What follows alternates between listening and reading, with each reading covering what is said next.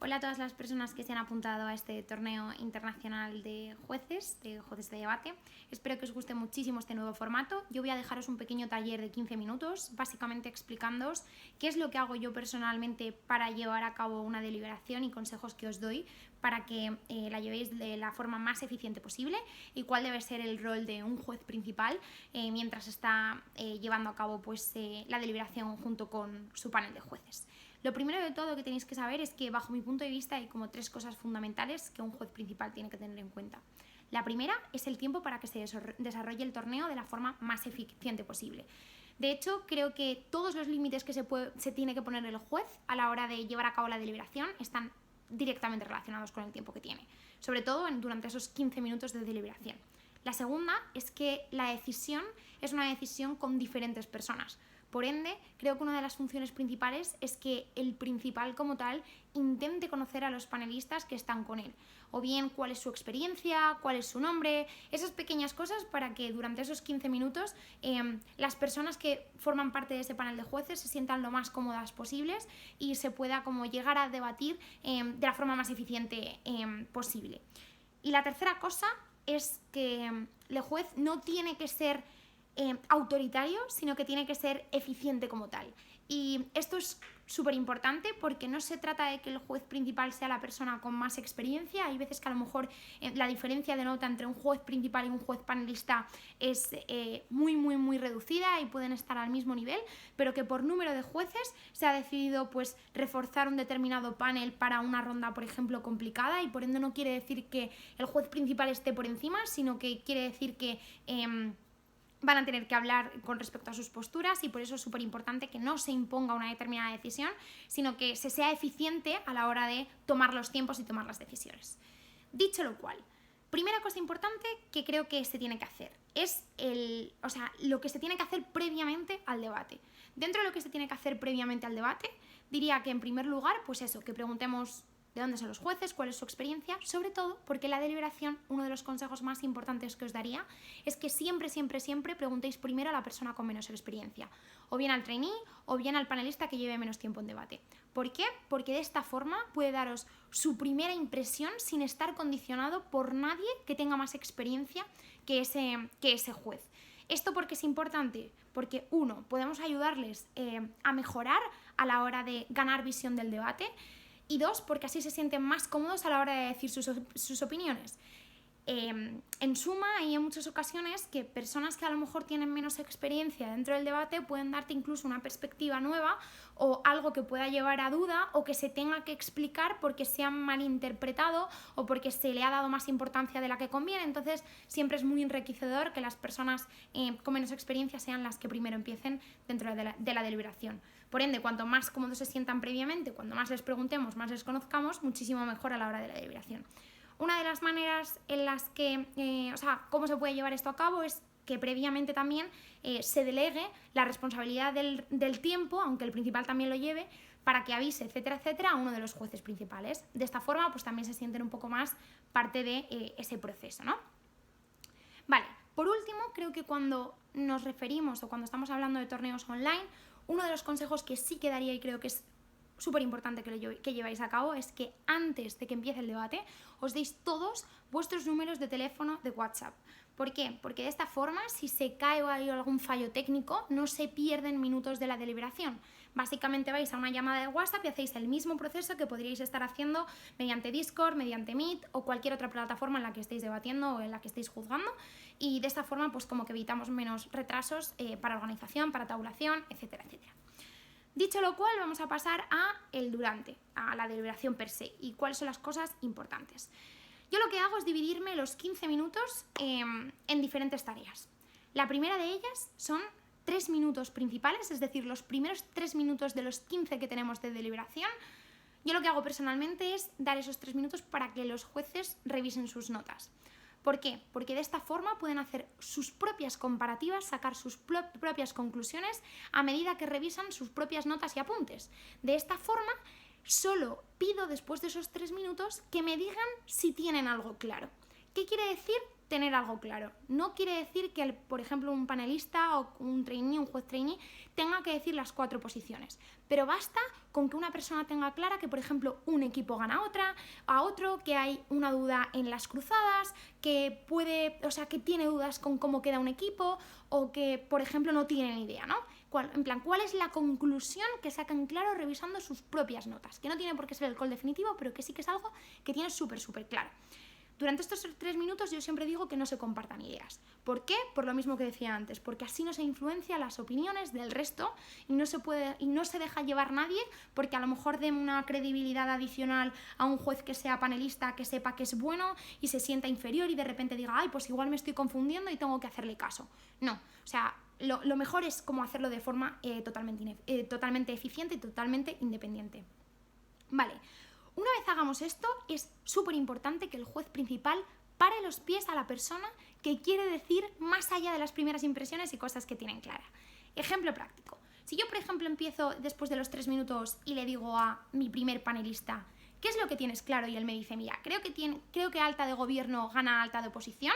Está perfecto, yo cojo y lo apunto. Pero si dice, creo que alta de gobierno gana alta de oposición porque creo que tiene ideas fundamentales que aunque me saque el argumento de principios, alta de gobierno, alta de oposición le responde de esta forma, le paráis los pies súper educadamente. ¿Por qué? Por evitar otra vez influenciar y abrir un debate previamente a las conclusiones iniciales, que es lo que básicamente queremos, limpiar cuantas más decisiones finales posibles, ¿vale? Lo hacéis de forma súper maja y decís, perdona, no te quiero interrumpir, pero solo quiero decisiones finales, ¿vale? Por eso creo que es súper importante que si las personas que están viendo este vídeo son panelistas, sepan que es súper importante ser muy directo a la hora de responder al juez. Normalmente los jueces principales necesitan ganar tiempo o ser muy explícitos con las ideas sencillas, Entonces, cuando se pregunta, por ejemplo, por una comparativa, no queremos que se haga un resumen del debate o de los argumentos, sino que verdaderamente lo que va a ser útil es detectar cuál es el punto de conflicto o el punto probado que choca con otro punto en concreto, cómo casan y a cuál das más credibilidad y por qué razonamiento. Es decir, ser como súper específicos a la hora de aclarar eso y llegar a una determinada decisión, porque va a facilitar muchísimo el proceso. Dicho lo cual, digamos que acabamos esos 3 minutos, preguntamos a la gente cuál es su opinión, que en eso se tarda 1 minuto, lo apuntamos y comparamos los calls o las decisiones.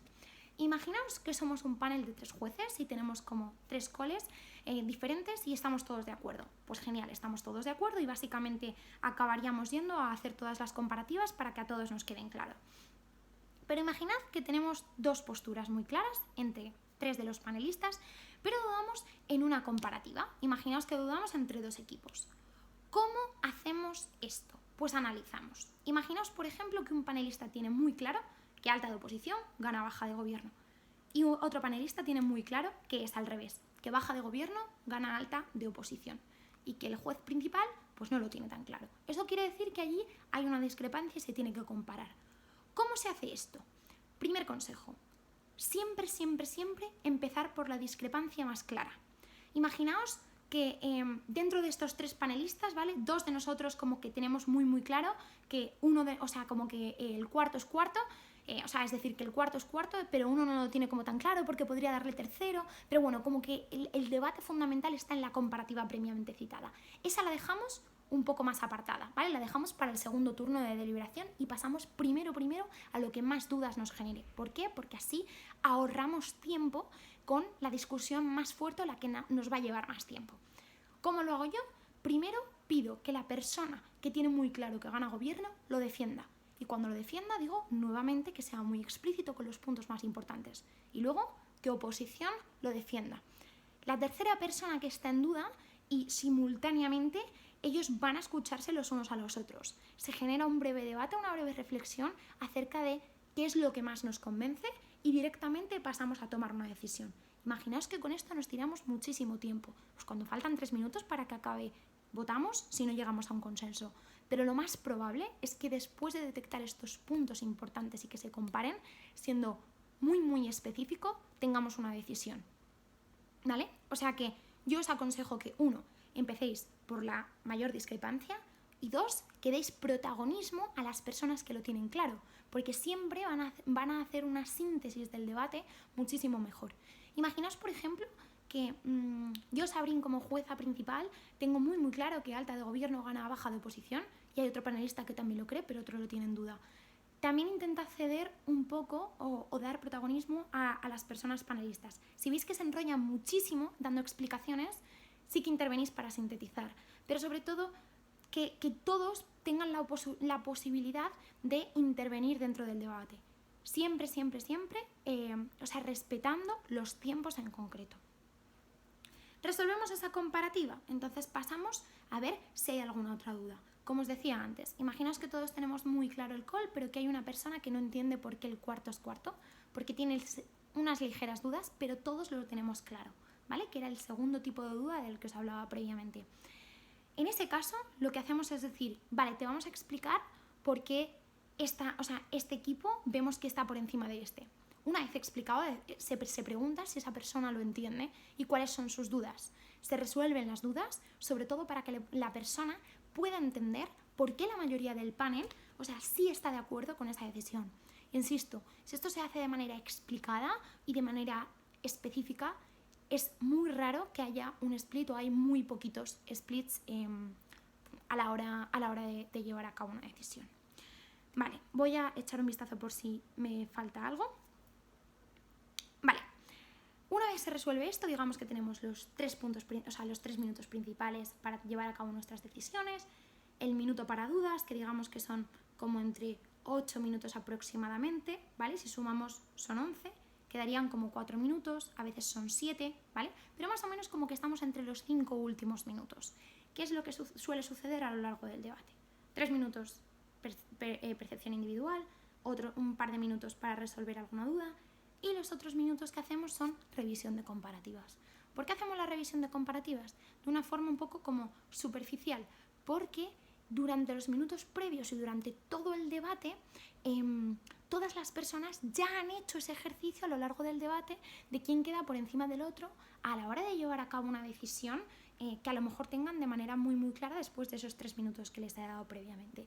Entonces, por eso en ocasiones no deis tanta importancia como jueces a empezar por todas las comparativas cuando están muy claras a priori, sino que vayáis a las dudas, porque todos nosotros cuando juzgamos solemos hacer esas pequeñas comparativas y simplemente hay como una especie de revisión. Entonces yo sí que recomiendo que a lo mejor en ese último minuto, 2 minutos, aunque ya se haya hecho previamente, aunque no se vaya a hacer como un análisis súper fuerte como hemos hecho con los equipos que teníamos en duda, sí que es cierto que hagamos una revisión de, vale, pues entonces hemos llegado a la conclusión de que este equipo prueba y gana a estos equipos por esto y por esto, este equipo gana por esto y por esto, como mencionar solo los puntos que le hacen quedar por encima, para que todos visualmente veamos esos puntos de choque. Una cosa también que diría es que los jueces principales, cuando vean, por ejemplo, que un equipo en concreto o que un panelista en concreto da una explicación que verdaderamente sí que llega a un resultado final, es decir, que un panelista intervenga y diga, pues sí, mira, este equipo gana a este equipo y a lo mejor tiene razón, pero vosotros veáis que no son esas las razones, intentad también hacer ver o sintetizar o hacer ese ejercicio por el cual expliquéis, sí, ese punto es importante, pero hay otro muy importante que es este. ¿Por qué durante este debate o durante la deliberación es importante hacer eso? Porque así nuevamente hacemos un ejercicio didáctico para que las personas sepan también cuáles son los puntos relevantes que hacen que choquen determinadas cosas con otras, y eso es, y aprendan a ganar un poco visión del debate.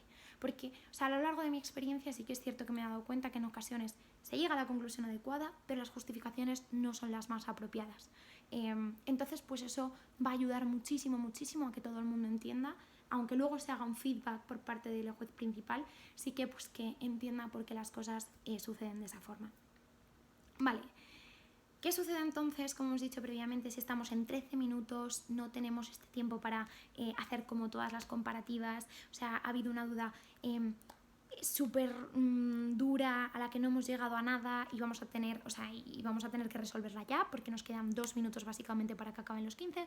En ese caso, dan igual, no hay excepciones, se vota.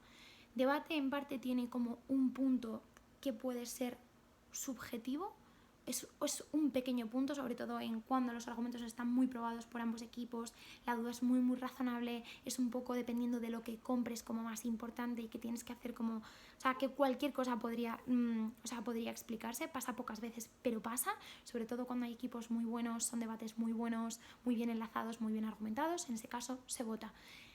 Y siempre es muy doloroso tener que votar de repente, pero es importante para que todo salga en tiempo. No es algo que guste mucho a los principales, como llegar a ese punto, pero sí que es cierto que es lo más recomendable, ¿vale? Por último, ¿qué hacemos después de haber explicado los 3 minutos, el resto de minutos y los otros 3? ¿Qué hacemos? Poner los puntos de orador. Los puntos de orador, ¿cómo los hacemos? Pues nuevamente yo soy muy partidaria de que todo el mundo colabore a la hora de establecer todo. Entonces lo que hago es pues que un panelista se encargue de tener la tabla delante y otro panelista, bueno, el juez principal en este caso siempre es recomendable que tenga el enlace del ballot y que básicamente vaya leyendo en voz alta los puntos de orador. Imaginaos que acabamos y empezamos por el primer equipo y decimos, mira, creemos que estaría a priori por un discurso medio, por ejemplo, un 75, un 73, 75. Nos lo lee y decimos, vale, ¿creéis que está en ese? Sí, perfecto. Igual es uno más alto. Bueno, pues lo leemos y si se adecua, lo establecemos. Pero siempre, siempre, siempre que haya como una participación a la hora de hacer eso y que se lean los puntos de orador en voz alta, porque en muchas ocasiones engaña la perspectiva inicial que tenemos y siempre tiene que ser un apoyo para ponerlos. Mientras que uno lo lee, otros están de acuerdo, dan el ok y se pregunta en muchas ocasiones pues si vemos que hay un orador dentro del equipo que destaque más que el otro. Imaginaos, por ejemplo, que dos panelistas piensan que destaca uno diferente. Pues en ese caso, pues por ejemplo, decimos empate porque hay como una discrepancia. Imaginad que tenemos muy claro que un orador queda por encima de otro. Como sabéis, los puntos de orador no tienen un mínimo a la hora de diferenciar, siempre y cuando pues sumen el máximo número de puntos acorde a su posición.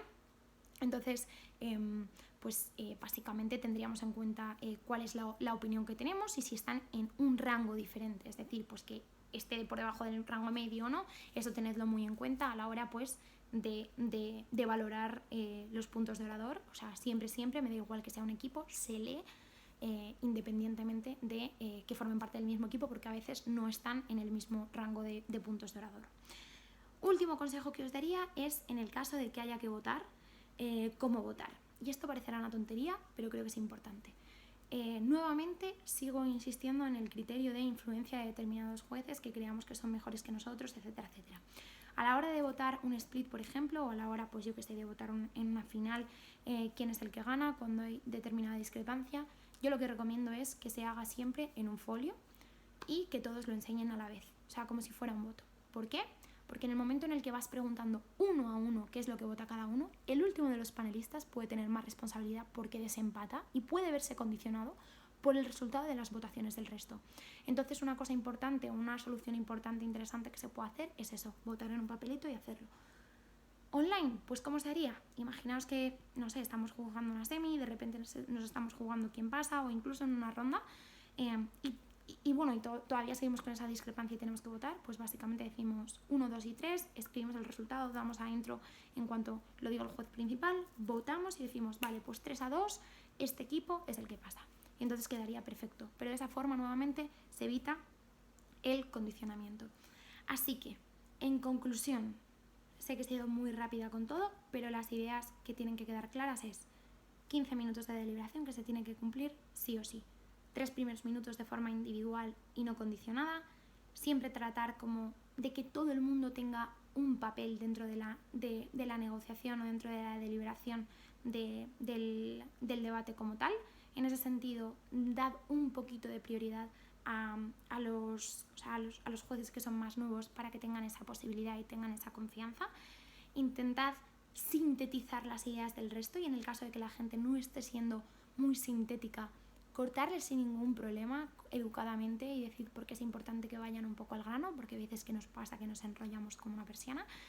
Y básicamente empezad siempre por las comparativas que más discrepancia que más discrepancia nos generen. Y luego ya posteriormente id a las que hay una pequeña duda, porque a priori, por votación dentro del panel, pues sí que es cierto que más o menos tenemos claro quién ganaría. y ya pues intentad participar o resolver esas pequeñas dudas por las cuales pues esas personas no están más de acuerdo, con la participación siempre del resto de panelistas para que no se sienten un poco aislados. Imaginaos que tenemos dos comparativas muy complicadas a lo largo de todo el debate. En ese sentido haríamos el mismo proceso y sí que es cierto que a lo mejor en la segunda comparativa pues el juez principal sí que es cierto que puede incidir un poquito más sintetizando las ideas, pero en ese sentido sería el mismo modus operandi. Así que como consejos, ser precavidos con el tiempo, llevadlo siempre a pesar de que se lo pidáis a otro juez, acercaos a los jueces para que se sientan cómodos a lo largo de la deliberación, haced los puntos de orador en voz alta porque es muy importante, revisad las comparativas al final haciendo pequeñas conclusiones sintetizadas, pero siempre tened el cronómetro, o sea, incluso cuando estéis con la deliberación, para no pasaros del tiempo. Espero que os haya servido, lo he intentado hacer lo más rápido posible y os deseo que tengáis pues muchísima suerte en este torneo y que lo disfrutéis muchísimo porque se ha hecho con muchísimo cariño y es muy nuevo dentro del circuito, así que esperemos que todo salga bien y un beso. Gracias por ver el vídeo.